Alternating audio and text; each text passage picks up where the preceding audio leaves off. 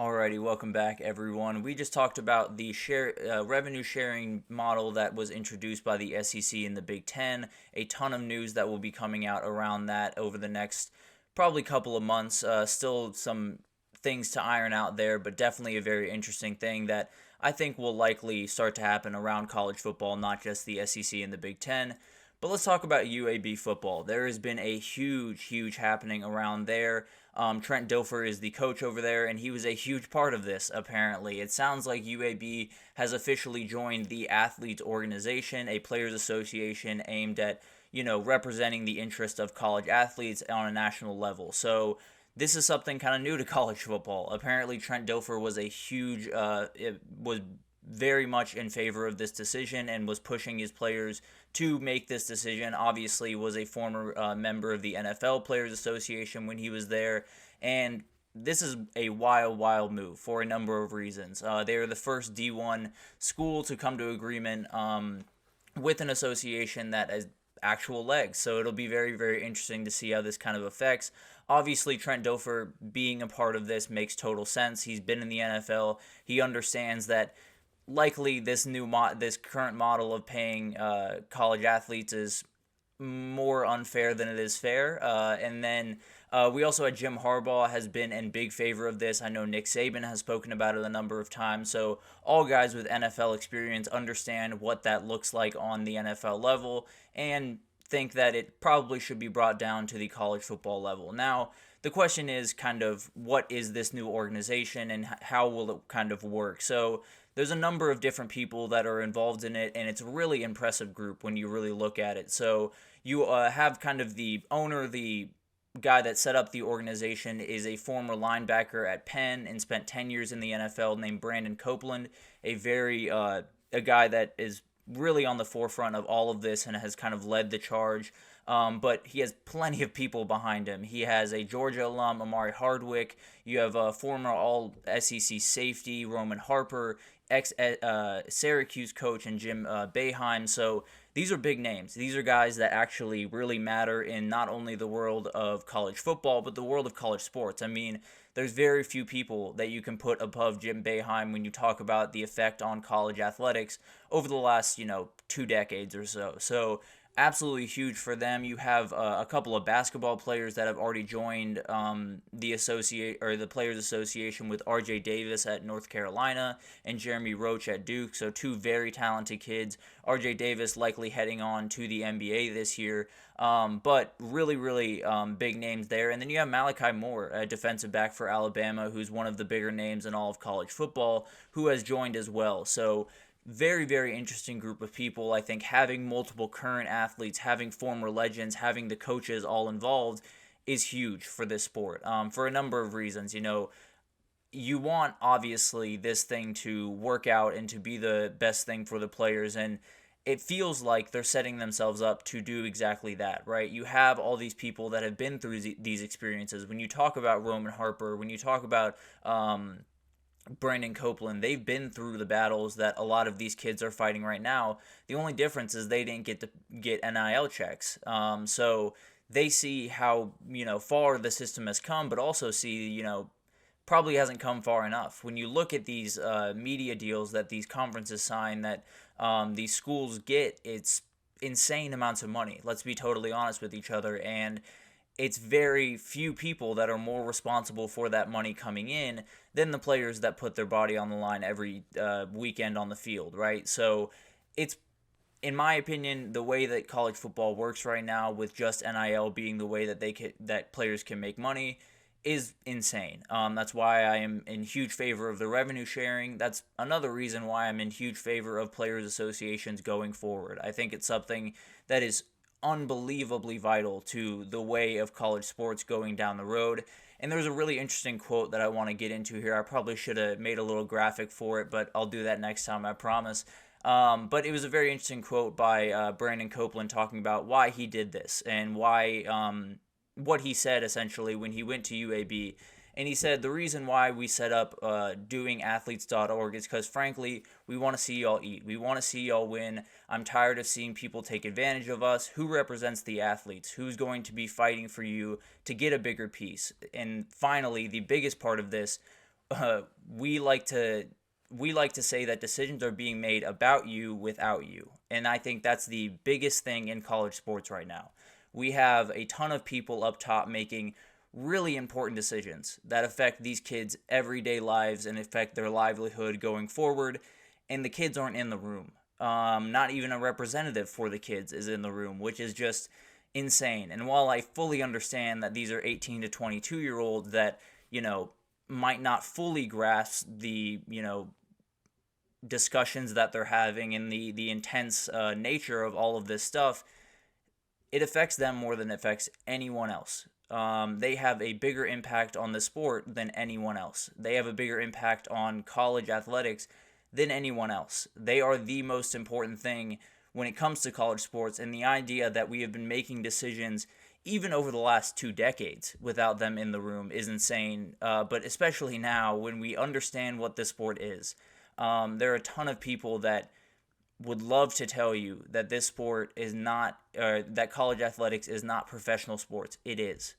We gotta stop having the conversation where I understand athletics is not the end-all be-all. Academics should absolutely be a part of these conversations, and I wish it was a bigger part of these conversations, but these kids are playing professional sports. They are getting compensated for playing a sport and pretty much just for playing the sport. Like, let's be totally honest with each other. That's why they're getting these NIL deals. That's why they are the players they are, and that's why they're getting the money that they're getting. So we need to react like a professional sport would. And I understand you don't want to be exactly like the NFL, but you also don't want to be in a situation where a ton of people are making decisions that aren't in the best interest for the players, because I think we found time and again the best thing for the sport tends to be the best thing for the players. Now that the line can be jumped fairly quickly, I think it has been when you come to the transfer portal and that type of thing.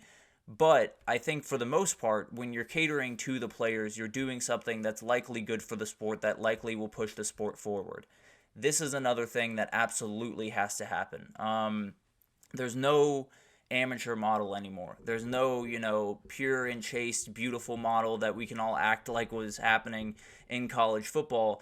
It's now a professional sport, and we need to treat it that way. And the way to do that, above all else, is to just give these players a voice in the discussion. These players, put their body on the line. They give everything they can for their team and for this sport and for some of these contracts to get signed, because without them, this doesn't exist. And that's just kind of the reality that we need to come to grips with. For some reason, it's taken this long to get to this point where we've said, well, maybe these guys that are actually fighting the battle should be in on the conversations. But I'm glad we're finally here. I'm glad someone finally stood up. Huge shout out to Brandon Copeland for being the person that has set up this organization that is gaining a lot of traction. And having someone like UAB in on the fold, while it's not a huge school, and I likely do think you will need to get more and more schools involved in this and bigger schools involved in this for it to really kind of snowball down the road, this is huge. And especially having someone like Trent Dilfer, who I think we all know is not shy to speak his mind in pretty much any context. And I think if you put him in front of a mic and you ask him about this, which I'm sure will happen fairly soon, he's going to be honest with you. And he's going to say very, very plainly that the way that the current compensation for these athletes is working is just not okay. It's essentially taking advantage of these kids for the work that they're putting in. They are not getting adequate payback on what they're putting in. And I understand there's the big argument of, well, that kid got a Lambo when you went to Texas, and that kid got a so-and-so when you went wherever. That is the 1% of what is going on in NIL, what is going on in college athletics. There are tons of kids that are out there just trying to get what they can. They are still living relatively normal college lives, that are still going to practice and buying a cheap meal right afterwards. And, there are still those kids out there, even if they are in college athletics in the NIL era. And the idea that those kids get totally cut out of this new world that we've opened up for so many different athletes is insane. So it's not necessarily that I think kids at Alabama or kids at Texas or kids, in these big time programs around college football are struggling by any means when it comes to NIL, at least the big names on that roster. I'm not necessarily saying that by any means. What I am saying is those aren't the only kids that this affects, and those aren't the only kids that need a voice in this room, whether it's, a couple of UAB football players or Stanford volleyball players or North Dakota lacrosse players. I don't even care who it is. But you need athletes' voices in that room. You need multiple of them in that room, and it needs to be a diverse group of people, because when you look at college athletics and you look at all the different tiers that we've kind of broken these sports up into, and the way that it's kind of bared itself out during the NIL era, we have to start putting some of the power in the hands of the smaller athletes. This is a great step forward with putting this on the map, with a football program joining and having some guys like Malachi Moore in on the picture is a absolutely great thing. But you need multiple sports, you need multiple entities, you need bigger schools to join in, whether that's, a small sport at a big school. You need interesting, you need more, I guess is the best way to put it. I think this is a great idea. I think it's something that will absolutely be a part of college football going forward, and you would be, I think, if you're holding out hope that there won't be a players association,